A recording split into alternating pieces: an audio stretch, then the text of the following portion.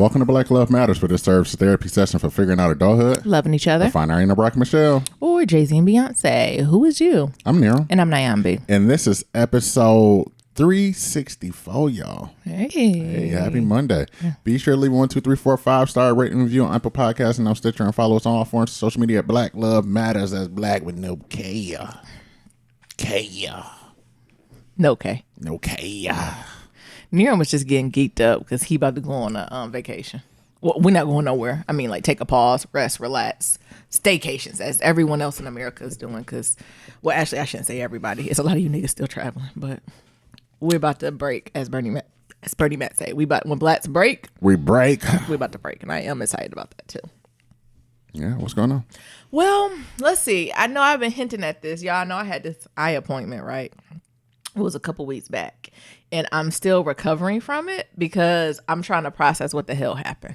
So y'all know I went to the eye doctor. You know, I've been wearing glasses since I've been like in 4th, 5th grade. So it's just the norm that I go every year and make sure I'm on track. My vision hasn't adjusted, right? Honestly, it's so I can get a couple pairs of new frames because that's what, you know, people invest their money in purses and shoes. I invest my money in frames. So like every year, like clockwise, I get at least 2 new pairs of frames. Mm-hmm. So that's what I was going for. And usually, like, my eye health is pretty good. It like remains stagnant. It may dip every 5 or so years, but you know, on the right track.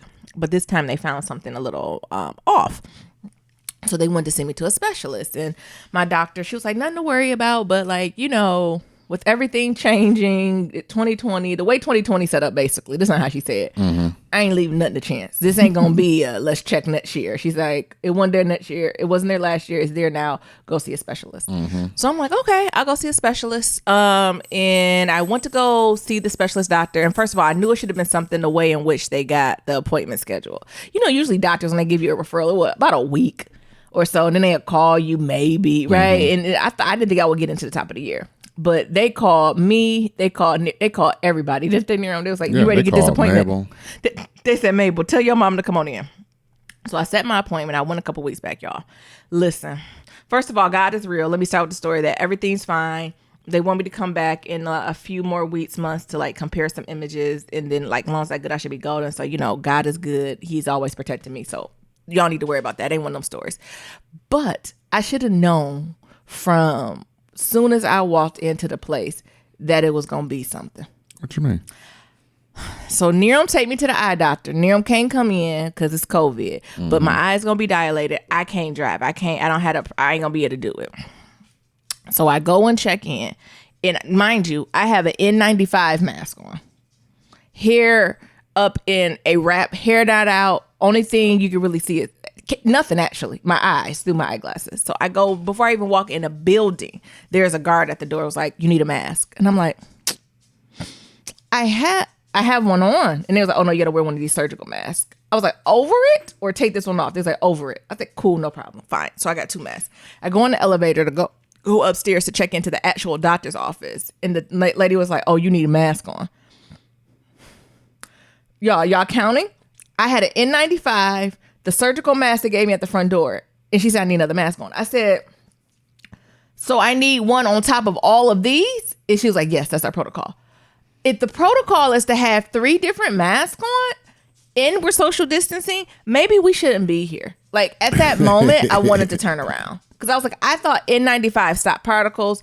Then I actually didn't give too much pushback with the surgical mask. Because, you know, the surgical masks are like blue or yellow. So maybe it's just easier to see and make sure everyone's like taken care of. Right? I got that one. But the third one, and you know, I'm always on the lookout for racism. So I'm turning around to make sure everybody got at minimum 3 masks on too. Like you. Like me. Because what is the purpose of me having it on and nobody else? They do. I'm thinking, you know, the voice in my head is saying, Nyambi, you need to get your eyes checked out. Do not cause a scene. Like, don't do it now. So I said, no problem. And I have now put on 3 different masks and I'm sweating. And I have glasses, y'all. So the fog from my glasses in between the masks is just going. So I sit down. It ain't a quick 5-minute wait. It's at least 15, 20 minutes we sit and waiting. And, you know, so this is an eye specialist place. So my anxiety and depression is kicking in because this is not just a normal go get your eyes checked 2020 vision. We got everybody in there from me to just got glasses on to people with patches over their eyes. You got people with like seeing eye dogs, right? Like it is just a spectrum. Pirates? Of don't do that. It's just a spectrum of people in visual capability in here. And it's not them, it's me. So I'm like, oh shit. What is, because one person I seen walked in, looked like me with his glasses on, then walked out with a patch and then some tape on their eye and something else. And I was just like, all that happened back there? Like, it just seemed like it should be more of a surgical place if all those things are more of an outpatient clinic of all those things are happening. So I'm still worried because the only thing they telling me is they taking pictures. And I'm like, I should have asked more questions. What type of pictures? Is this 4K? Listen. Is this HD? Listen, I'm thinking, I guess I thought I was going on Instagram.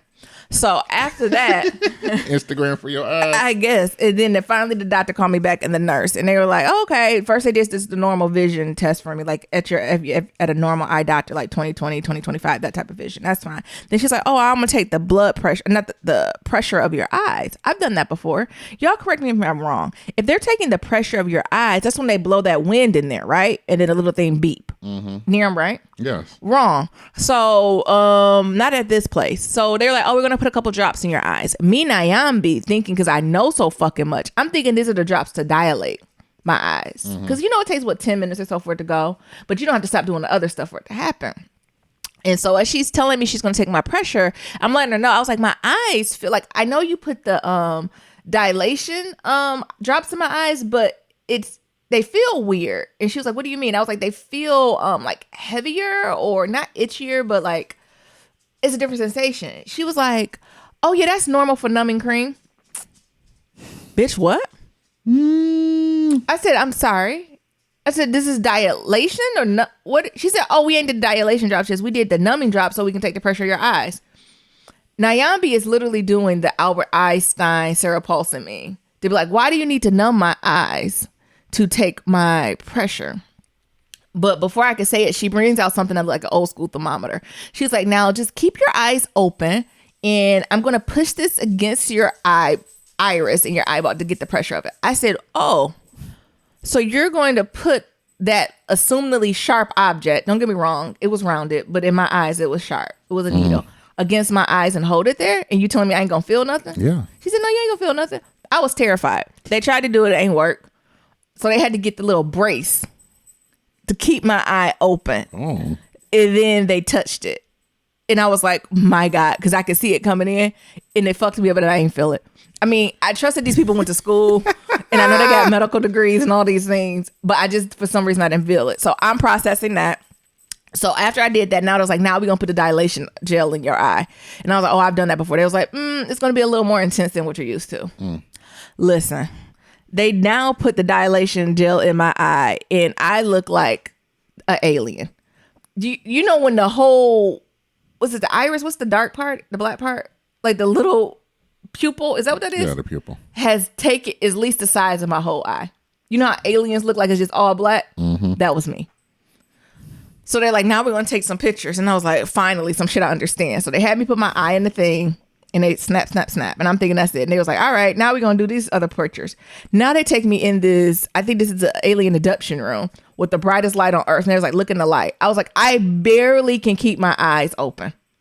Barely can keep. And they're like, just keep your eyes open. Just focus on me. I've never had this much light sensitivity in my eye to the point where the person who was doing my eyes, y'all, it looked like they got this little stick. You know when you're trying to clean your cuticles and like he had to hold my eyelid up with a stick while he took the picture. It was just so much. And then they was like, all right, we're going to get the pictures to the doctor, see if he sees anything. And then like he'll consult with you after. And then like everyone's like guiding everyone. Like no one can see.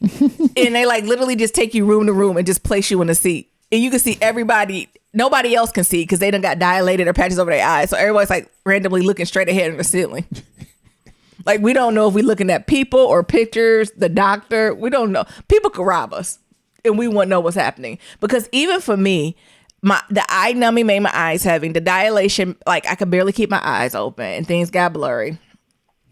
So they come get me. They was like, Miss Nyambi. I was like, yes. I was like, oh, was the doctor ready to see me? They was like, they want to take more tests. I was like, and they was like, oh, since it's been so long, guess what you need? More eye numbing cream. God damn it. So y'all, all this is going on while I still got masks. So now they done got the old school nurse to do it. She heavy handed. When I tell you she put that eye numbing eye gel in my eye and it flooded to my mask.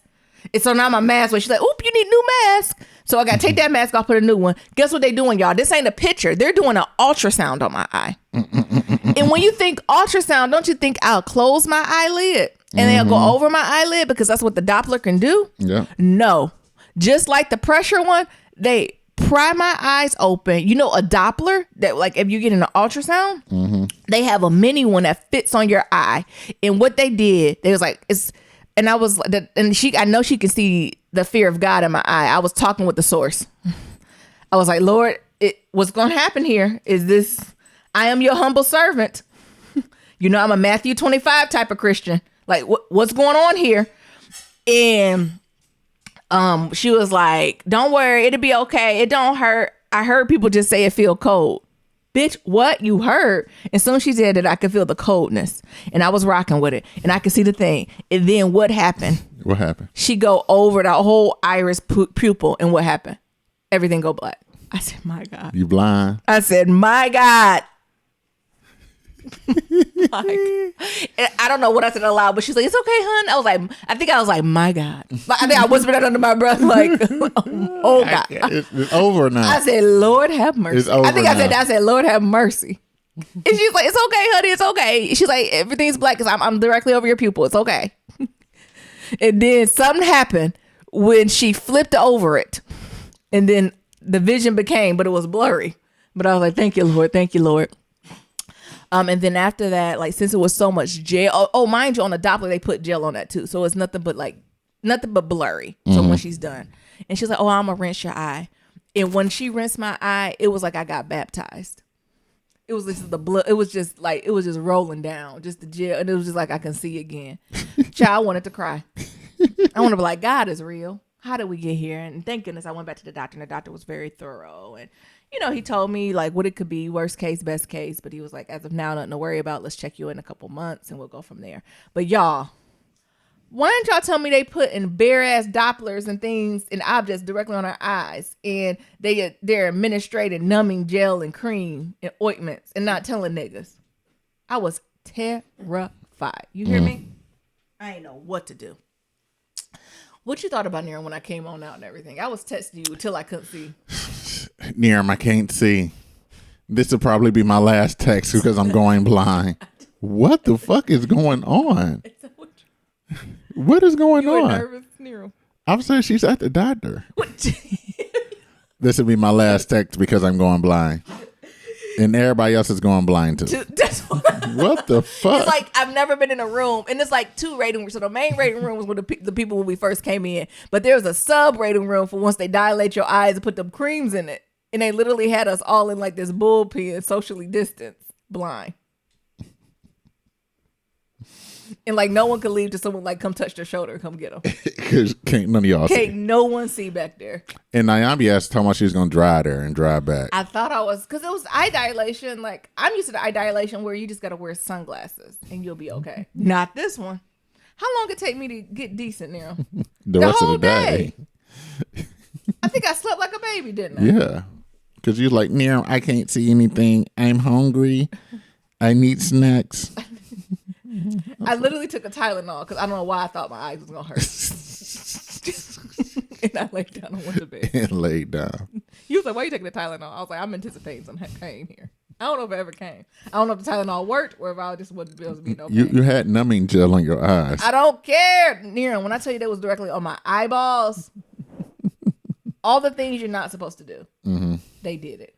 And they did it cheerfully. Like it was supposed to be done. Like it was supposed to be done. Other than that, I'm ready for a work reset for the new year. I can't wait to redo my work calendar, clean my inbox. I'm working a few days like today. I'm working through Christmas Eve. I'm going to be off Christmas Eve through the new year. But I'm taking these next couple days just to, organize myself. I started to take these few days off, but I was like, it's a few things you want to just tie up at work so I can truly rest. You know, the worst rest as a cubicle warrior is like when you off, but you thinking about work. Yeah. Right. Or you like, ooh, what's all this stuff? I don't even know what I got to do. For me to leave work for an extended, more than like a long weekend, I don't give a fuck. Good luck. See you Tuesday. Right. But like if I'm staying, I think it's going to be closer to like 10 or so days. I'm off. I like to have clarity the first day I come back. Like the first day I come back, I like to usually have that whole morning clear to catch up. And then also I like to have a direction. Because usually I have the vacation blues and I'm either really sad I'm back. I've never been one of those people like, oh my God, I'm so refreshed, I'm back. I'm usually like, what is life? How can I be a kept woman? And every day is a holiday. So like I need to take time to figure out like when I'm back in that office that Tuesday, Wednesday, whenever I decide to come back, like what are my priorities, what I'm working on, have some scheduled email sends just so I can ease back into the new year and that'll make me happy. And honestly, even though I'm working Monday and Tuesday, a little bit of Wednesday, I think like 70 or 80% of my org is out of the office. So if anyone's pinging me, I'm hoping it's for shits or giggles or something that's really, really important. But I don't anticipate, especially on my side of the house, y'all know I do HR recruitment type of work, especially in tech. Ain't nobody really taking accepting jobs because people trying to get their end of the year bonus. And so that means we ain't gonna pick back up to the end of January, early February. So if you don't stay with your company this long, ain't no deal a new company can make you that can give you a better bonus than what you got. So usually everybody gonna be still and they ain't gonna start moving again till later in the year. So I'm trying to take advantage of that. And lastly, the mail has been a hot mess. Ain't it though? Another complaint about this apartment. Like, actually, pause. Mail nationwide is rough. I'm talking about my apartment nuts. I don't know if y'all seen the stories with like the United States Post Office, where it's like literally to the ceiling. They haven't delivered anything. They're not giving them that much overtime. FedEx and UPS literally have stopped taking like packages to arrive certain days in certain states, right? It's not nationwide, but certain states are like, it will not be there by Christmas. Stop fucking asking. And that's never happened, right? Like they literally go, their thing in previous years, they go to the deadline. Like they had people already scheduled to work. They got the overtime. They got the extra buses, planes, trains, whatever's necessary to make it happen. But this year, there's like, we literally do not have the people power to do this. So you're going to get it in March. And and I ain't mad at it, right? Because like these people should not be working for free. And if you want them to work, right? Because I know a lot of folks who used to work for like the FedEx and the UPS and the like postal service. And this is when they make that guap, right? Like this is when they make their time and a half. Like they don't mind it. Like I know some people like, oh, I feel so bad. I'm like, no, they making their time and a half, honey. Like they cleaning up. Don't get me wrong, they tired as fuck. And they tired of y'all bullshit having one Kleenex box delivered and one Amazon box instead of getting one Amazon day. But this is where they collect their checks. The thing is, they're not giving the freedom for them to connect your checks, right? They're limiting overtime and or they're not hiring enough people either. So it's not fair to ask people to work 50 hours, right? Back to back with one, not enough people power and the resources that they don't need to do it. And this has been the first year in a while. And when they've been that stressed. So I want to acknowledge that nationwide, the mail has been a shit show. But now, full stop, I want to talk about Nyambi experience in her apartment complex. Before the mail went to the shit show, our mail has been a hot mess. Like, y'all, we have a parcel room with lockers. And when they put it in the locker, they're supposed to send you a text message to come get it. But what was happening, the lockers would be full and them delivery people just literally leave it in the parcel room. But if it's in the parcel room, how do I know it's there if I don't get no text? And then we got people with sticky fingers, so shit start going missing. And it just don't make no sense. And sometimes, like, they'll then turn it into the resident services, then they'll deliver to your door. Sometimes resident services will be like, come down and get it. You call resident service, them niggas ain't never there. It's just getting me hot. That's why, like, I've been low key with gifts and like even sharing my address because I know the amount of shit show it is. And people be like, I sent you something in what month we gonna say? October. I'm like, oh, it's still a chance I might get it. Speaking, did you ever go down to resident service and get this package? I've called them 6 times and no one's answered the phone. And so I sent them a text message like, can I make an appointment? And they probably going to say no. So what I'm going to do is be sneaky and be like, in lease conversation. And that's for a 15-minute appointment. I'm like, oh, I didn't mean in lease. I meant get my package. So they don't know about Nyambi. I'm going to get my shit. But like that type of stuff, it's so frustrating. And I'm trying not to be privileged. But it's like, y'all, you know we pay these Bay, shout out to E40, yay prices. At minimum, I want to get my fucking mail. And I don't care how y'all have to figure out how to do it as a team. But figure it out. If you know the parcel room is not enough room, you need to have someone working in your resident service office that says, bring all overflow packages here. Right. Right. And then y'all as resident services figure out a method to then get these packages out to the residents in your home.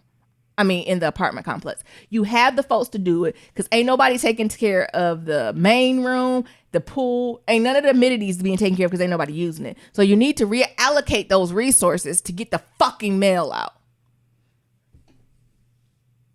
And I'm sure the folks that was taking care of the other resources, they done cut their hours, if not fired them. So you can't tell me that they was like, listen, we don't want you down by the pool, but we need these packages delivered. Is you down? You can't tell me people ain't gonna be like, nah, I ain't delivering no packages. Right? Do you know, like, right. That's the shit that's pissing me off, right? And a lot of my folks have gotten, like, signature requests, and usually that's pretty good. But yesterday I had a friend that was like, yeah, they said that somebody signed for it. I said, who the fuck is somebody? It wasn't us. So it's like, now I gotta wake up Monday morning on my shit. I was thinking about emailing the whole community. Because they done fucked up and sent us one email that included everyone's email address. I'm about to do a clean reply all. And be like, what we doing about this mail? Until they get their shit together, everybody withdraw $200 from their rent. You know I love us do a revolution. But like that's just something on my mind. That just got me so frustrated that I'm thinking about just sending everything to a P.O. box. And then find it whenever. It's whack. It's fucked up. Isn't it? Like it shouldn't be this hard. And it's not even about the delay in getting it. I even understand if they were like, it may be a delay in your mail because we're going to get it. We have to sort through it, then get it to you. But they're not even committing to that. No. The fact that somebody has signed for a package and it wasn't us. It's a fucking problem. It's a problem. Yeah. Who signed for it? It could be somebody next door. Hell, Mabel. I don't know. And now I'm not trusting the UPS or FedEx people. I feel like they just signed for it and left it at the door and walked away. Something, right? And was like, good luck. Jesus. It's so frustrating. Nero. Well, you know, my life ain't as crazy as Nyambi's. Ooh, why you say my life crazy? Because you having a lot of stuff going on. I had a really rough day. I had one of those. You remember, what's that book? The Terrible, Wonderful, Awful Day of something, something. Mm-hmm. That's what I feel like I had a few days ago. But we're here. Well, you know, I had one of these days. Oh my goodness. There you go. There you go. I don't know if y'all seen it. Spoiler alert, niggas. But let me tell you about E40 versus Too Short 2 nights ago. Jesus. I don't know who needed that, but I know I did. Mm-hmm. Like, I would say by far, this is probably the best versus. The setup was beautiful. The setup was nice. I say, like, at first I thought the best versus was one they did in Jamaica. Because that was the first time, like, two people were in the same room and they can vibe off of each other. Yeah. And then as the things kept going on, mm-hmm. you get the gem. I mean, the police was called in Jamaica. Yes, the police was called, and it was a Beanie Man said, "Don't be that guy," and he told the police to go on somewhere. And guess what the police did? Went on somewhere. Gone on somewhere. Mm-hmm. So then we keep going, and you know, Keisha Cole and I want to say Keisha Cole and Alicia Keys, but Keisha Cole and Ashanti didn't happen. Ashanti didn't happen, right? So it's like, oh, there won't be no more verses this year. Mm-hmm. And then guess what we have? What? The gem of E40 and Too Short. Mm. This one here, the setup with the rides there, with the mustard and mayonnaise, with the dueling DJs, with, you know, the yellow background, the Moscato, the mango Scotto. Come on, I'm lit. That is wines. That is grape juice, sir. The Earl Stevens collection.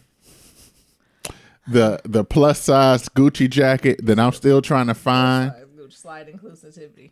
Because I can't find that on the Gucci website. Gucci only go up to, what is it? 2X? Sometimes 2X, sometimes 3X. Okay. But it's only in certain things. It's like a tracksuit. I want that jacket. I want that Gucci jacket that I seen E40 in. We gotta talk to Dapper Dan about that. It was the Gucci jacket. It was the slang. It was the uncles calling each other by their government name. Yeah. Because the respect for each other. They don't go by these aliases. What's his name? Earl? Ernest? Earl. Earl. What you do? I'm like, who is Earl? I'm like, oh, they friends. The fact that Too Short was calling E40 Earl and E40 was calling Too Short Todd. Look, who is that? Was all of a gem. Yes. The bangers. Yeah. Throughout all the years. The history and the E40 tiptoeing. The E40 tiptoeing and his dances. What is he? I don't know what that Bay dance is. I'm sorry, the Yay. That's and Yay area and mustards and mayonnaise and how you talking that shit like I started all this slang shit. Yeah, I would agree. I'm the one that said pop my collar, and the next thing you know, y'all want to say that I've been saying for cheesy for all these years. Speak your truth. It was a gem. Too Short, who they said I was misogynist because I be calling bitches. I was like, and he said, I don't call all bitches. Like, I wouldn't call Queen Latifah a bitch. I was like, Too Short, you're not helping. He was like, I'm just calling like these bitches. Like, it was like simple. Some of these bitches is bitches. Look, but I'm the only nigga that can go up to a bitch and say, "What up, bitch?" Yeah. Be careful. It was a vibe. He's definitely East Oakland. You can tell the difference between East Oakland and Vallejo. Yes, you can. It literally was demonstrated on that. Too Short, his energy, that's Telegraph. That's East Oakland. It was a ball. Like, I don't know if y'all missed it. Like, go try to watch it. But I had a great time watching it. It was Didn't all the songs go together? All the songs went together. One song. All of it was a vibe. There wasn't no tension like Gucci and Jeezy. They shouted out like literally all the cities. They shouted out the cities, the fact that they shouted out Detroit and it's like, oh, like it is a connect there. The Bay Area or like Oakland area and Detroit does feel like cousin vibes. Yeah, I knew that. Mm-hmm. Never mind. Let me let the Yay go. But Sacramento was a stretch, though. Sacramento is not the Bay. Sacramento is 90 miles away from. That was a stretch, but I feel them. They about unity and inclusivity. Sacramento don't even touch none of the Bay water. That is mid California. That is central. You in the middle of the state. You about to be on the other side. In a different state, honey. Now, if your city touch water, yeah, you're part of the Bay. I agree. Some people claim to say San Jose ain't part of the Bay. Ooh. But it's like, it's part of the Bay. That's the last little part of the Bay. Like, that's literally the last part of the Bay. Yeah. But them niggas got their lives. I got my life enjoying it. It was a vibe. I popped me an edible. Naomi popped the edible. And we just did. We just zenned it out. Yeah. Yeah, shit. It definitely, I felt like a true Bay Area person. Once I had an edible and was listening to them. And I was like, oh, time for bed.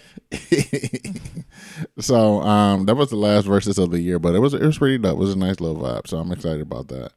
I might actually go back and rewatch that one because you can play it in the background. Like, you can play it in the background, but the fact like they had so much fun. Yeah, you could tell they was geeked. There was no animosity. The DJs it was like they was having fun. Yeah, like I said, it was literally two uncles living their best life. I knew it was gonna be something when E40 came. I said, is he taking a wine bottle to the head? I said, come on, Napa. And stand up, Napa.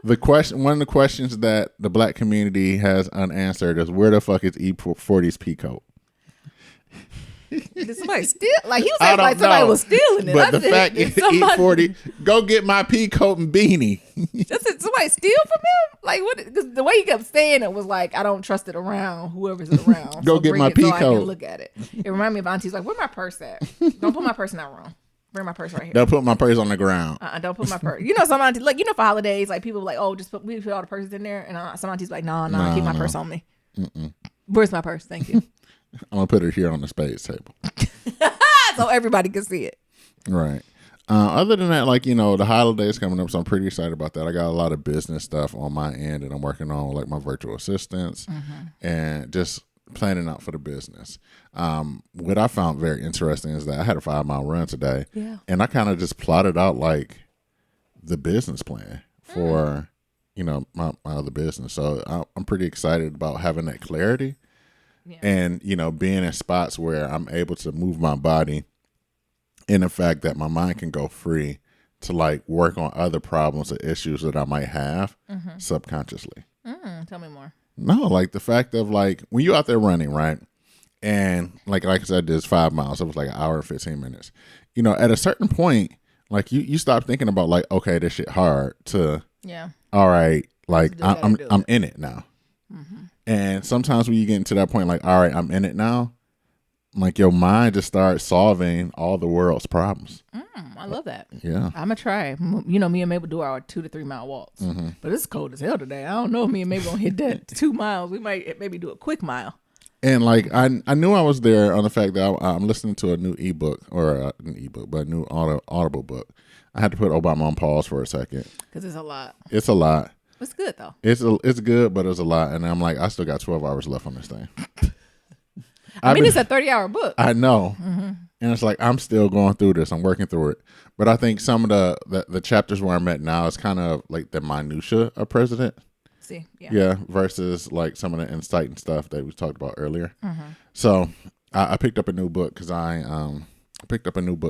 had an interview with a sports psychologist for a project that I'm working on. Ooh. And one of the book that she mentioned is this book called Grit. I think I've heard that. Something about harnessing the power of perseverance and passion. Gotcha. Grit, the power of passion and perseverance. It's written by Professor Angela Duckworth. And it's all about like, you know, everybody always talk about this thing of like talent.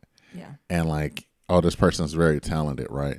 But it's usually not the talented person that always gets to like the glory, right? Best work ethic, consistency. It's usually about the person who has the most grit to get there. Yeah, I agree. And it's Talent only gets you in the door. So, you know, she has this thing about like passion. To have true grit, you need to have passion about the thing that you're doing and perseverance, or the other things like consistency over time. Yes. I think consistency over time. I tell people, my directors all the time, like career advice is about being persistent and consistent. If you can be persistent and consistent, you're good. You ain't got to be the best, but if you deliver a certain outcome over and over again, like that's what gets you further than people who can do like sporadic. You know, don't get me wrong. There's those outliers who are just gonna be superstars no matter what. But a lot of times the people who are the superstars, they burn out. Then they have to refresh. Like, you know, it's no wiggle room. Right. So like, you know, the premise of the book is over these 5 characteristics of like what you need to have grit. So the first one is courage. Like when you think of courage, you may think of physical bravery, but it's those there's other forms of courage as well. You know, conscientiousness as a personal trait that's trait of being thorough and careful and vigilant. I'm trying to be better at that. Perseverance, resilience, and passion. Yeah. So, like, I'm starting to read this book because it's interesting because I'm doing more like athletic coaching and run coaching for my own clients. So, you know, helping brain train them, but also for myself, right? Because I had a very interesting podcast interview with this sports psychologist. And, you know, one of the things we was talking about was like building mental toughness, but also grit, right? And like breaking those things down of like, where I usually thought like grit and mental toughness was one and the same. How are they different? And she broke it down like, you know, grit is where you need, you know, passion, perseverance, basically consistency over time, right? So like anybody can have grit in any specific thing because it's just consistency over time. Whereas like mental toughness is like doing hard things and training your mind up to understand like this is hard. You know, and it shall pass, right? Okay. And you know, I got it written down somewhere, but what mental toughness is more about the will and the hope. She broke it down this way: the will, joy, discipline, and the hope that things will get better. Hope is key. So, and that's more what mental toughness is about. Is that like this is hard, but you have that hope that eventually it's going to get better, versus grit is this thing of like doing it consistently over time. So I just thought it was interesting, which is a whole interesting thing. You know, as I continue to read the book, you know, I'll let y'all know. Yeah. And then other than that, like, like I said, I'm working on some other special podcasts for other companies that I'm pretty excited about. I can't tell y'all much about it because of the NDA and stuff, but like your boy's out here making moves. Like because of this podcast and the other podcasts is, that I produced, like I'm able to participate and do a pilot for, a very large company and do some interviewing on, for their behalf. That's what's up. Yeah, and that's pretty exciting. I love that.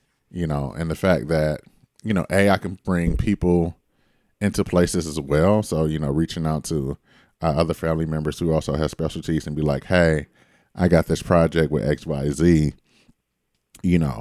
I know you're trying to build up something. Like, how about you do this? And then you'll be able to say that. You get the credit. You get the credit of. Build your portfolio. You did this. Yeah. On your first project. Mm-hmm. Yeah. That's what's up. So it's all exciting, all good things, right? Mm-hmm. I think the other thing is like using this time to also just relax, reconnect, and do some foreshadowing or like some visualization of like what I want the future to look like. Yeah, if you don't visualize it, it'll do. That's just like with money. If you don't have a plan for money, money leaves so quick. Don't it? Don't it? Mm-hmm. Yeah. So you want to hop into some pillow talk? Yeah. So the first thing I want to do a little pillow talk is stay tuned. Y'all get excited. We're going to have some a Kwanzaa show, maybe two. So this is our last week of podcasting for the year. I know. Womp womp. But we do have some stuff coming up for you. So later on in this week, y'all are like right around Kwanzaa when that begins. You will have either one or two Kwanzaa episodes just to unpack what it means this year. And we got some special guests. So you're going to have to stay tuned for that. And also we're working on a very special roundtable for some of the favorite folks you'll have in your community. And we hope that'll be out at the top of the year too. So I know you're like, nah, be near him. You ain't break down the year, your reflections, all that type of stuff. Don't worry. That's coming. Like I said, it'll be right at that top of the year. We'll be sharing that out with y'all too. So the last episodes y'all be hearing to be this week. You'll either get another one or two depending on how long we go with our Kwanzaa episodes. And honestly, this year we really wanted to take more of a community approach when it comes to Kwanzaa, and that's not just Niram and I, because this year has been a reckoning, right? And since there's just a huge appetite for like Black culture and everybody want to be Black till it's time to be Black, like we really wanted to just unpack this with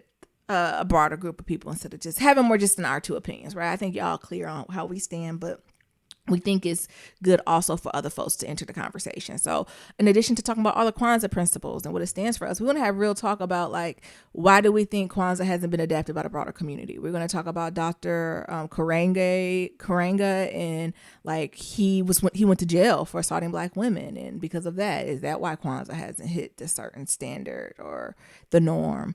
Is it because people think it's tied to religion? And it's not like, those are the things like I want us to have some really, really hard conversations so we can just put it on the table so we can then move forward. Because I think overall the priorities and the principles of Kwanzaa are amazing. I think over time we need to decide how we implement it.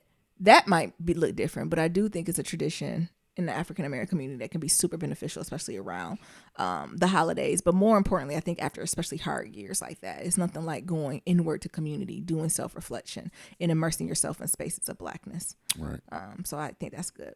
You got any words about us in the last couple shows of the year, Niram, and the stuff we're working on? Niram was like, I don't know if a week long enough. Niram was like, we're just taking 1 week off? Yes. Niram was trying to get 2 weeks. We'll keep you updated, though. I think a nice 2 weeks will be smooth, to help reconnect, revitalize and everything else.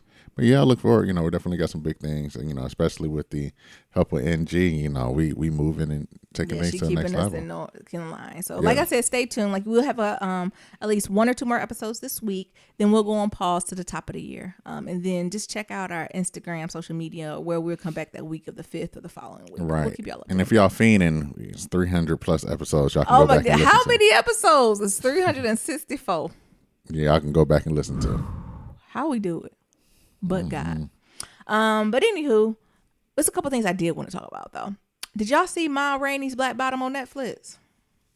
Go watch it. I truly enjoyed it. Now it's an adaptation of a play, y'all. I know we go through this every time movies or films be adapted to plays. It's gonna feel a little different. It's not gonna feel like a feature-length film, meaning that you go over a span of time. Sometimes plays can do that, but often it doesn't. It usually takes place on a certain day, spot, time, reoccurring locations, because when it's on Broadway, you only got so many sets to sign. Right. So same thing happened here. And as you know, Ma Rainey is an adaptation of the August Wilson play by the same name. And all of these are in collaboration with, I think, y'all correct me if I'm wrong, but Denzel made a deal with like HBO and a couple other companies where they're going to produce all of August Wilson, those 10 plays that August Wilson did that really examined the Black experience in each decade. So they already done 2. They've already did Fences when it was him and Viola. That was feature-length film though. And then Ma Rainey was too. It was just one released in theaters, and then the second one, Ma Rainey, was released on Netflix. But I think the Ma Rainey's would have released in theaters because it was a limited run in theaters though. Oh, it did. I wasn't sure. Okay. It was a limited run in theaters, but with COVID and everything, it could. Yeah, it was martyred. Maybe Netflix bought the rights. Maybe that's how that works. Yeah, probably. Instead of that, but it was really good. So low key, high key, I'm excited for the next plays to see how they come apart. Like I really just think it's brilliant how August Wilson set up these 10 plays to like reflect each of the decades of the Black experience. And he simply just tells a story, and it's simply like a day in the life. And it's something beautiful. I think we talked about this a few episodes ago. It's something simply beautiful about just a day in the life of a Black person where you can just literally immerse yourself in what it is to be Black in that Black experience. So I like that. And then, Denzel always performed too. But the actual Black Bottom, like, it's good. Like, I know it's just recently came out, so I'll try not to give too many spoilers because I figure folks gonna be watching it for like the holidays. It feels like a good Christmas Eve, Christmas Day, cooking sweet potato pie background. But it overall tells the story of Ma Rainey, who is known as I think it's the mother of blues. Fact check me. Is it blues or jazz? Checking me on which one it is. And it's basically her going through this recording session, right? Like, so she was super famous down south. She had her ownership down south. She knew what she was doing. Mother of blues. Blues. Okay, that's what I thought. And so she finally made this deal with this company to come up and record. And it was basically the story of that, like that recording session and how it went about it and the interactions between her and her company and her manager, her band folks and the turmoil that they went through. And it was just so beautifully done that I just so appreciated it. And for folks who don't, I do know about Ma Rainey. I have heard about her. Due to my grandparents, actually. And I think it's such a beautiful story because oftentimes when we think about that era, we think of like Betsy Smith, which is the GOAT too. But we don't really talk about Ma Rainey, who like literally bust through glass ceilings and give no fucks, right? Like meaning that she's been on the record for saying, or her historians have said, like, she'd be like, I'm not traditionally the prettiest girl, right? Like, she's a bigger Black woman, darker skin, gold teeth. She don't got gold teeth. She got gold teeth, right? She got more of a heartier voice. She talking about asses and titties. She was known to be liking up on women. Her and Bessie was thought to have a thing, but she kept a gaggle of black bitches by her side. Like, she was just moving so different in this space. And so oftentimes her story not told. And I think Viola did a beautiful job of portraying that. But also what I really appreciated was like the unpacking of Ma Rainey stayed on the necks of those white people of what she wanted. Right. And I don't want to give too much away, but she did this beautiful dialogue on like, only thing they want is my voice. They don't care about me, nothing around me, my people. They just want my voice to make money. So if I'm going to give my voice to make money, they're going to have to do it in the way in which I want to. If it hurt them or not, I don't give a fuck. Right. Like, it was just something beautiful in like how much clarity she had with these white people. They using her basically, but she's like, you're not going to use me against. You're not going to use me so much that I don't get nothing from this. If you using me, I'm going to use you too. And it was just so nice to see that. And then, of course, it was all types of OGs in there. Like, what R.I.P. Chadwick Boseman, who did a couple mean old nasty monologues. And then, what's his name? Terman? I forgot his, like, all of them. Like, literally, it was not a Black person in this film that was not the GOAT. Like, I just don't know. Glenn Turman, I'm sorry. Like, it was just so many people. Michael Potts, like, everybody freaking delivered in this movie. And I especially like the dialogue between the men in the band in, like, their lived experience in pain in how they talked about pain and how they talked about navigating as Black men in these 40s, right? And it hinted a little bit about great migration and why you left the South and why you came up and how do you interact with people and interacting with people, especially white people, as a means of survival, like the yes sir, no sir, right? Like I ain't doing it because I really want to, right? That's a mechanism for survival, but I ain't got my fucking eye off them. Like it was just, and then last thing Niram said was a young boy in there, Sylvester, I think his name is Dusane Brown. He talking about is that Jay Versace? He looked like Jay Versace. I said, come on, Jay Versace. He done came through. Look, what is Jay Versace's real name? Look, is this him? This got to be his kinfolk. But he did good. Like, I won't tell you his backstory, but Ma Rainey gave him a part, and they was like, all right, do your part, boy. And then he opened his mouth, and we was like, wait a minute. How long we got? But he delivered. But what's your thoughts on Ma Rainey? Yeah. It brought a little tear to my eye to know, like, this is Chadwick's last movie before he passed, right? And just keeping that in hindsight, right? Like this boy acted his ass off in this, like to his death, and like how even when they was talking about him and the follow up, I don't even know what you would call it, like the behind the scenes, on like how Chadwick was like, I'm going to be dedicated to this, not much so like I'm going to get a fingering chart to, learn how to finger the moves on that trumpet. He's like, no, I want a trumpet coach to teach me how to play the fucking trumpet. Yeah. And it's like that the fact that he want to go that deep into his craft. Yeah. I think it's amazing. Yeah, it was done very well. Viola did that Rana mascara. I almost want to bring that back as a style. Yeah. That mascara and that smudged. I think because they said honestly, who else I like? Who's the director of this? I forgot his name. I really loved his energy because we seen the after of this George C. Wolfe. Yeah. Click him. I'm in love with this Black man. His energy that he brings to everything he does, and I know he's a GOAT, right? Like for a lot of things. I've seen him in a lot of other stuff, but didn't you just enjoy his energy? Of why he explained. So for all of y'all who watch Ma Rainey on Netflix, then watch the follow up after. Like there's like a 30-minute like behind the scenes, and the way he just, I don't know, just shows up was just truly, truly beautiful. In the way that he told the story. Even when he was talking about Ma Rainey, he was like, Ma Rainey literally I only could find 10 pictures of her compared to Bessie Smith. There's hundreds of pictures of her, right? Like, and this is the story I want to tell. Even like when he was reading descriptions of her that said like, when you seen Ma Rainey performing, she was in prime fashion. The light, it was so hot in there. The way the light glistened, it was just grease paint, like just falling off her face, right? And then you flash to Viola, you like, geez, like they literally was able to encompass the look of it. I don't know. It was just really good, and I love just telling our stories, and more of our stories need to be told. Yeah. You got other thoughts on Ma Rainey? Watch it, y'all. Again, we're not talking unpacking the big stuff. Because that's the movie. I think it's only like a 90-minute movie. So right. I don't want to give away the movie for the folks, especially who don't know her story or this story. Yeah. I think that's the main thing, right? Like, it was a great movie. Definitely check it out. We can unpack it if you want. Like, let us know. Top of the year.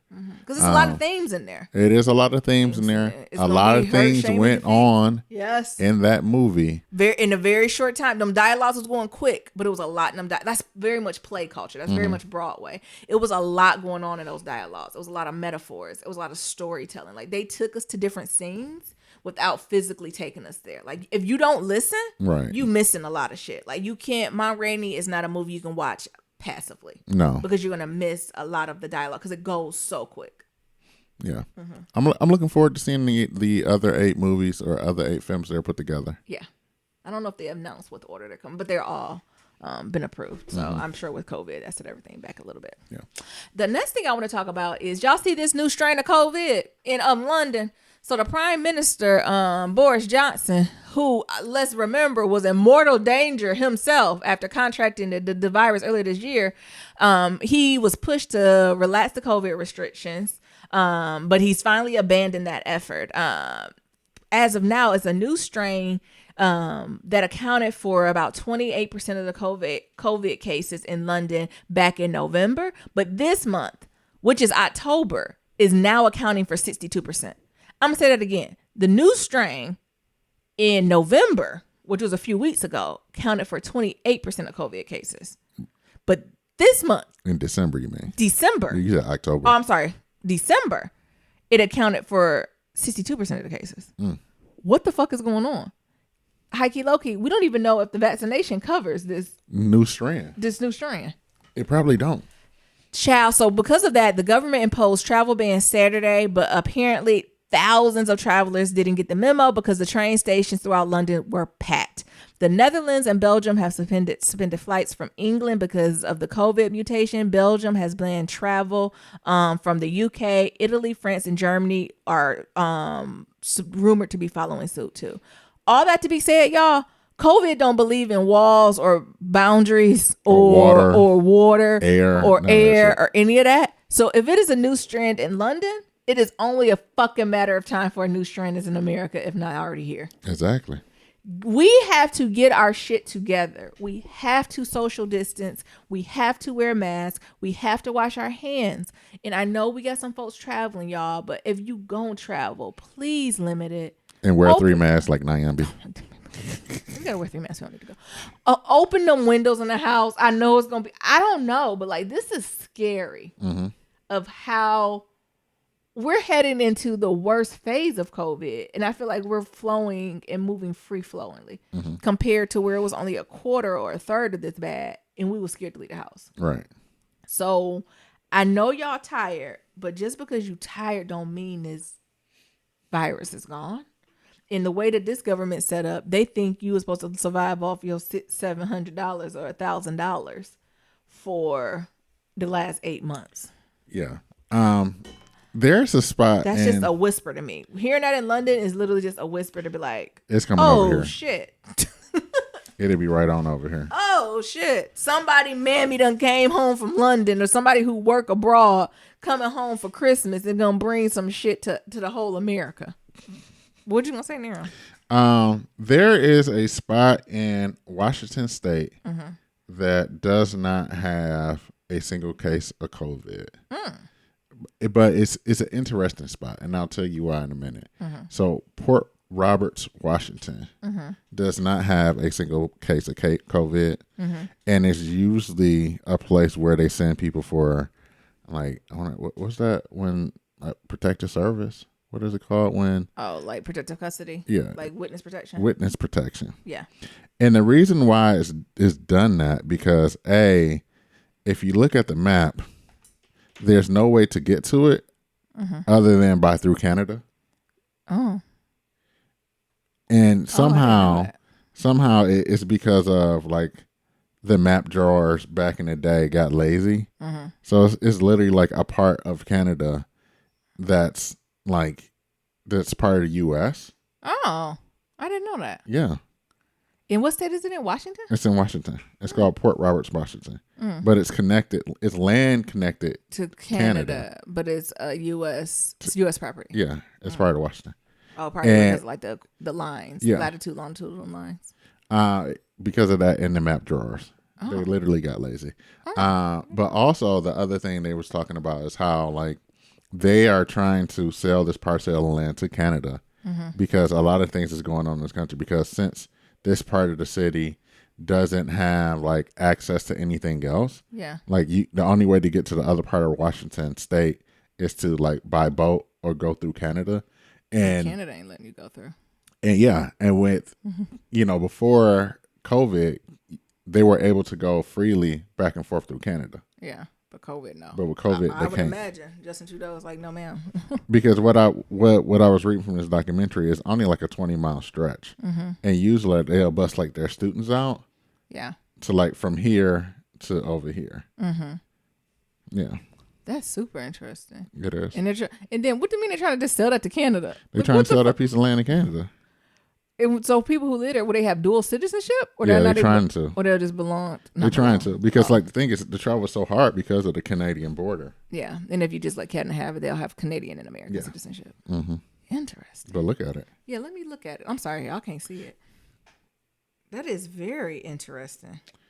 But like that's the only place in quote unquote United States that have not had COVID.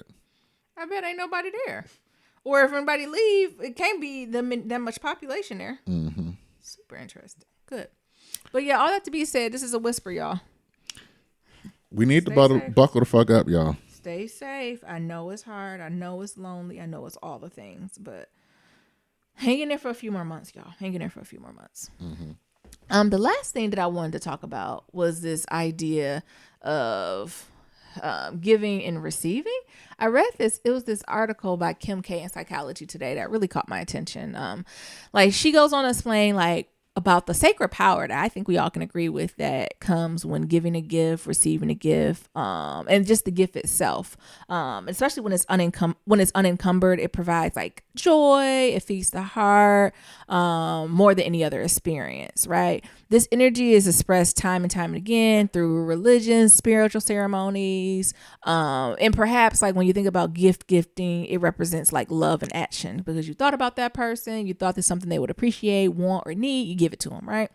One example the author was given, like, you know, to unpack it even more, was talking about when she was younger and she finally got her first job and she overheard her mother saying like she wished she had flowers. She's never had flowers delivered to her. And then so the young girl saved all her money and she got her flowers delivered to her mom. And she was saying as like a young girl, she just felt so like happy and joyful and proud. And like when her mother got the flowers, she like burst into tears for seeing them. They hugged, they had excitement and gratitude. And even from that moment, even after the flowers died, right, it was always a super special moment in memory that they already go back to it. But what the author Kay really said that really made it interesting to me is like, but what happens when we block the flow of that love? Like what happens when we refuse to give or deny receiving or ignore a gift?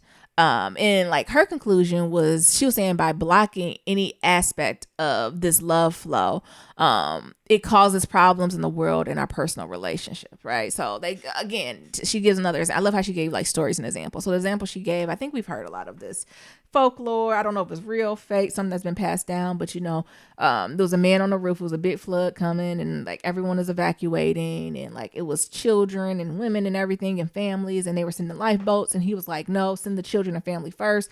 The Lord gonna protect me. I got it. And then finally folks looped back around like, okay, we can come get you. He was like, no, get other folks. The Lord got me. Then it kept getting higher and higher. And then finally a helicopter was like, I got you. He's like, no, the Lord gonna pretend that to me. Go ahead. Like get other people. And then finally he drowned and he went to heaven. And as the angel, like, you know, I thought the Lord was gonna protect me. What's going on? And he was like, well, the Lord sent you life rafts. We circled back a bus and set the helicopter, but you said no. Mm-hmm. So what you want, right? And I think that's just like the plain examples of like what happens when you block this type of flow when it comes to this situation, right? So I don't know, like especially as we're in the season now, I want folks to be open to like receiving.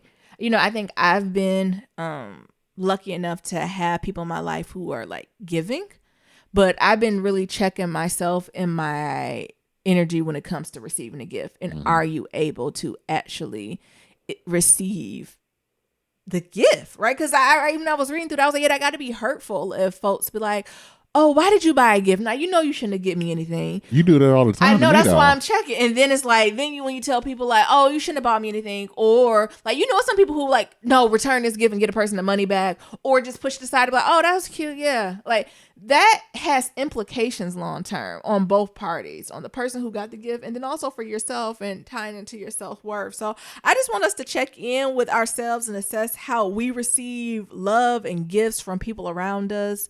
You know, hearts that have been hurt can easily be hardened as a way of protecting oneself. But I want you all to remember, like, your heart is a gift that gives and receives. Both are vital. You have to clear the airways to allow love flow to both those areas to heal and reveal the magic of giving and receiving.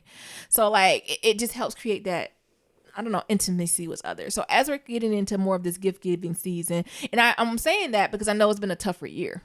So I know a lot of times when they're in a tougher year, they be like, oh, you shouldn't have got me nothing, or take that back, or you owe food. Did you pay? Like, I don't know if this is the year to actually do that, if you know what I mean. Like, I think if someone gives you something, the answer is thank you. Right. And this might be a lot of homemade, whatever it is. But oftentimes I don't think we talk about the grace in receiving. and just taking the compliment and receiving the gifts. And not this is not what I wanted. No, thank you. Thank you for thinking about me. And the power that lies into that. And when you push back, instead of pushing back on a person, go internal and figure out why you're pushing back on that. Because there's something else going on. I don't know. What do you think? Have you went internal yet? I'm thinking about it. That's why I'm calling it out on the podcast. Because Nayabi has done that to me all of these years. Mm-hmm. So much so that I don't even want to give her a gift now. Okay, well, you don't have to. That's the other thing. It's not forced. You don't have to give a gift. I don't want to give her a gift now because Okay. every time, Neil, you that sound shouldn't like a have. kid. I don't want. I What you don't want no gift. You shouldn't have gave me that. Mm-hmm. She shouldn't have gave me that gift. She ain't gave it to me. Well, fuck it. I ain't gonna give your ass nothing else. Sounds like a cancer. We're talking about you, not me. Okay.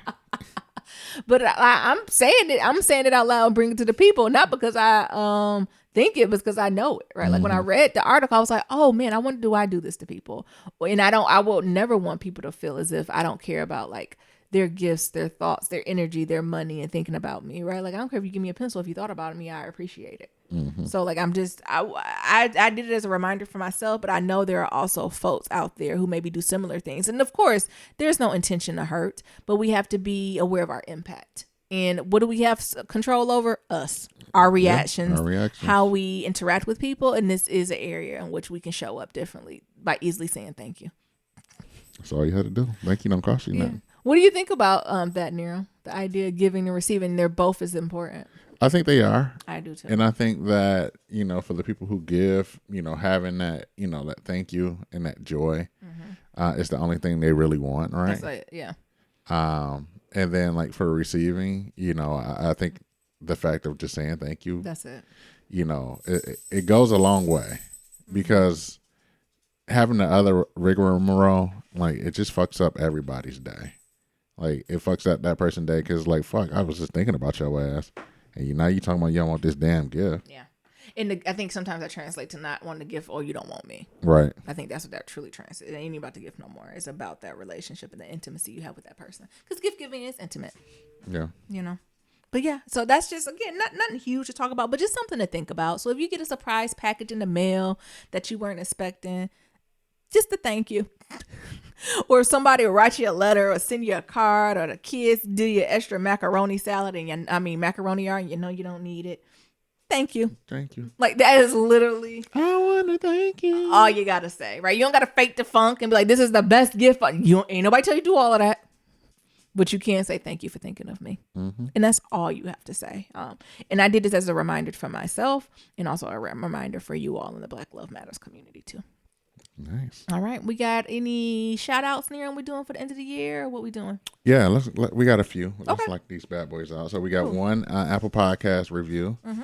And it says "Don't work for free" from Searchman 007, and Sis Brooke says that the title of the episode was a whole word. Time is a commodity you will never get back. Amen. So mote it be. Thank y'all. Oh my, is this our last shout out for the year? I guess so. Oh my, this year snuck up, didn't it? 2020 is like, that's all. It snuck on up. And that's fine. It can sneak on out too. It sure snuck can. up and it can sneak out on that ass. And then we got a couple voicemails. Oh, cool. We can knock those out as well. I love it. Uh-oh. Yeah, no, Look, listen here. Whenever it comes to Don't tase me. Don't tase me, bro. Neon be like, what? Oh my God.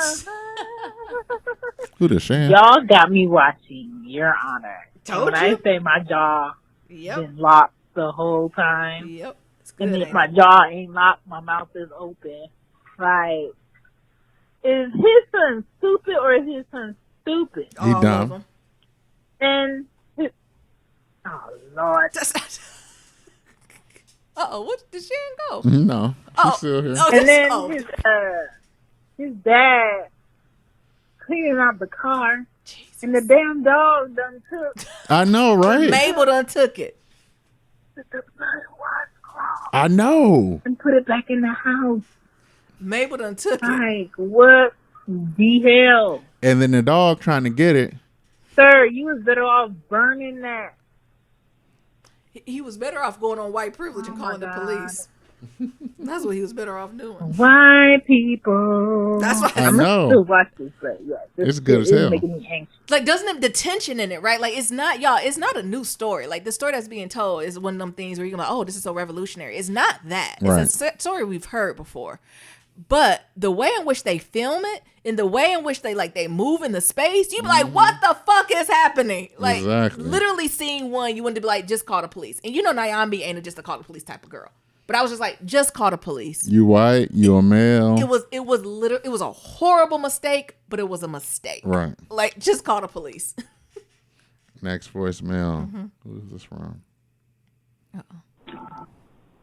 Good morning, Niram and Nyambi. What's This up? is Faith. What's I up, am a Faith? Generation Xer that listens to Uh-oh. your podcast, and I She about to absolutely cuss love us out. it. You all are awesome. I've called in before and left Yeah. a voicemail about Iyanla, and I should preface it by saying I appreciate Iyanla. People mistake her for a therapist or a Yeah, clinician when she's she's not. not. Yeah, I She's agree. a spiritual advisor and I a agree. coach. And if you get past your anxiety around talking to her because of her approach, Yeah. you'll actually discover that she's super, super talented, very insightful, and is definitely a person that can break up patterns in families. I agree. I watched the last episode that you all talked about in your last podcast on Sunday about the trauma train, and I'm telling you, it was so powerful. Wasn't it? I have a hard time with Yolanda. Nyambi, you said that you had empathy for her, and to some degree I did until she politely forgot all kind of things that made her look less than how she projects herself. Yeah. I believe that she is the identified problem in the family, and it's totally because of her backstory. That makes sense. But how she deals with her children and the cold manner in which she deals with them is just highly, highly concerning. Yeah. Very vindictive and unable to see her role. Last week, the patterns in families around secrets is so, so powerful, and how people don't recognize that secrets imply that there's shame and embarrassment. Yes. And how could we expect anybody to be able to thrive in a family where there are secrets? So many. Just letting it out is extremely liberating, and we should practice that more often. So I'm hopeful that this family goes to their own aftercare for therapy to work through some of their issues. Justin clearly feels abandoned by his mother, and she needs to address that because she continues to abandon him Over and when over she makes again. threats about not seeing him and not talking to him, and threats Yep. even to his wife. Yeah. Anyway, She left another one. She came on back with it. I love that. I think she's spot on. People confuse Iyanla for a therapist, and she's not. I'm sorry, this is Faith calling back with the second part to that voicemail. Okay, what you Thank you got? so much for recapping that episode with what I was going to say. And I wanted to add something to it as well. Generation Xers like myself, we experienced a lot of trauma in our young lives. The crack epidemic changed the course of several generations. We were the first generation to endure that. And as a result, there's a lot of coping skills that were developed by Generation Xers, and you That's could true. see that all in Yolanda. Yep. Having to fend for yourself, Yep. super parentified in a lot Yep. of instances, Yep. and actually pretty forthcoming with what we believe issues are in the families that we are born into. So very self-sufficient, Yeah, that's true. and not rattled Very much, by yeah. a lot of instability because we grew up in a lot of that. Anyway, That's very that's more true. than what I intended to talk about. No. Thank you for your podcast. I really appreciate it. You are my soror, Nyambi. All right, hey, I soror. pledged in spring of 1990 All right. at UC Santa Barbara Nunu chapter. So it's nice to know that there's a soror doing absolutely wonderful things with her beautiful black husband and their wonderful, glorious, and amazing black love story. Thank you so Peace, much. love Sis. is ever evolving. You taught me that phrase, and I think it's so beautiful to say, and it's a wonderful affirmation. Take good care, stay healthy, take care of Miss Mabel. I love her, and I love you all. Happy holidays and a fantastic New Year. Yeah, same to you, sis. Same to you. I think she hit that spot on with the Generation X, right? Like, especially that idea of like having to parent themselves so much at young ages and all the way up, right? Like, yeah, they had to. It was a lot of sacrifice there. Yeah. I completely. The Agree. crack epidemic wasn't no hoe.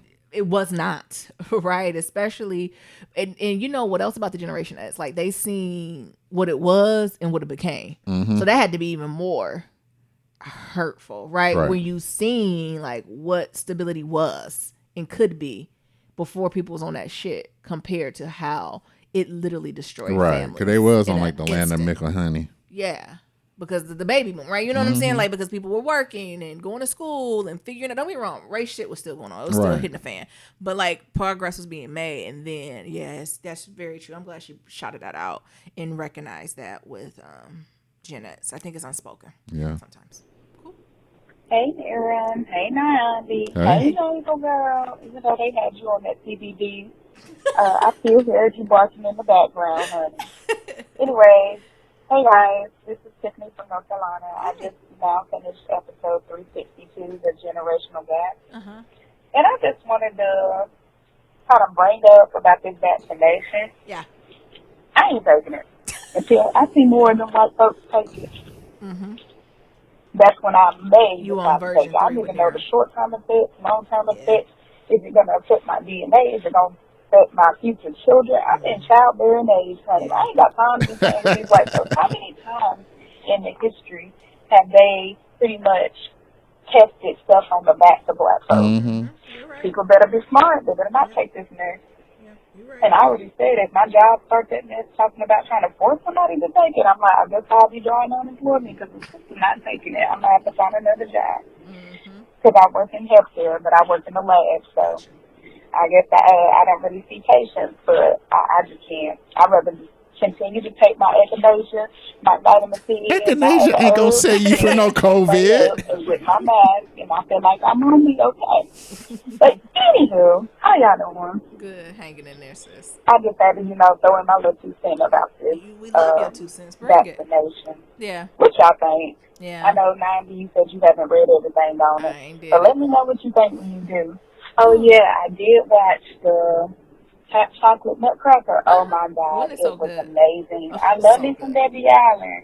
And I love seeing so many black folks shining doing that thing. I also did watch Jingle Jangle. It was amazing. One of the greatest Black Christmas movies I've seen. I love the 4C hair. I loved all the singing. Everything was great in it. Well, I just want. She called back. Veronica's Jingles. I ain't watched that in a week. It's about time to bring Hey, y'all, this was Tiffany again. I just wanted to let y'all know how everything was going. I'm over here working hard. Not really ready for this holiday, so I can get these days off. Well, I'm going to leave y'all with that. Hope y'all have a happy, Merry Christmas and a Happy New Year. Let's hope that we get rid of this corona soon, honey, because COVID is showing out. She is. See, talk to you later. Bye. Bye. I still think we got years for this thing. Like, I think, yeah, what like the last pandemic we had lasted at minimum 3 years. Yeah. And like, we're just year 1 in COVID. I mean, I think it's going to be multiple years. I just hope it's not at this level of intensity. Like, I imagine, we're going to be wearing masks for a while. I imagine we're going to be social distancing for a while. But I hope everything doesn't have to be closed forever. Like, that's I need to start reading the history books on like what happened and like when. I wonder if anybody journaled their life through the Spanish flu and like when there's like, oh, like things are now we don't have to wear a mask. Yeah, because I don't think we're going to wake up tomorrow. I don't think we're even going to wake up in 2021 and not have to wear masks. Like I think it's going to be to like an end of 2021 if like mask regulations are lifted. But like I want to get to the point where, people have access to the vaccination. We have more data and more people can be vaccinated, right? So, because the more people are vaccinated, less likely folks can get it, right? Like the populations who are at risk, which are like older people, like they'll be vaccinated so you can like go around. Like that's the type of stuff. And the thing, it won't become so lethal. That's what we're trying to get. It's still going to be here, but it just won't be as lethal. And the only way we can get herd immunity is if 80% of the population get vaccinated. Yeah, I know. So I don't think it's going to end, but I just hope it's not as isolating as it is now. We're able to navigate through it a little bit more streamliner. Yeah. That can only be the hope, though. That is. All right, you want to close us out, Nira? Oh, you closing us out for the year. Come on. As always, to submit your Black Love story, go to blacklovematters.com to submit a question for Kitchen Table Talk. Shoot us an email, blacklovematters@gmail.com. Remember, that's black with no K. And to leave a comment about anything we talked about, head on over to that website. We got that SoundCloud. We got that voicemail at 508-784-1111. Once again, that's 508-784-1111. Talk to y'all later. And remember, love is ever evolving. Peace. Peace.